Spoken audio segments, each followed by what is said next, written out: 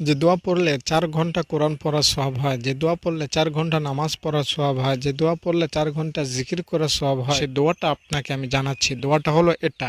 এই দোয়াটা যদি আপনি ফজরের পরে 3 বার পড়তে পারেন, তাহলে 4 ঘন্টা নফল এবাদত করার সওয়াব পাবেন। একবার রাসূল সাল্লাল্লাহু আলাইহি সাল্লাম ফজরের সময় তার একজন স্ত্রী হযরতে জুয়াইরিয়া রাদিয়াল্লাহু তাআলা আনহার ঘর থেকে বের হলেন, এমন অবস্থায় যে অবস্থায় জুয়াইরিয়া জায়নামাজে বা নামাজের সূরাতে বসেছিলেন।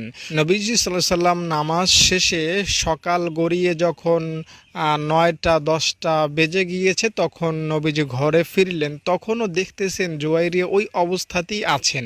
নবীজি সাল্লাল্লাহু আলাইহি সাল্লাম বললেন, জুয়াইরিয়া, আমি যেভাবে দেখে গিয়েছিলাম তোমাকে, তুমি কি ওইভাবেই এখনো ইবাদতে আছো? তিনি বললেন, হ্যাঁ ইয়া রাসূলুল্লাহ, আমি ওইভাবেই আছি। নবীজি তখন এই দোয়াটির কথা বললেন, তুমি এতক্ষণে যে আমল করে যে সওয়াব পেয়েছো, এই দোয়াটা 3 বার পড়লে সেই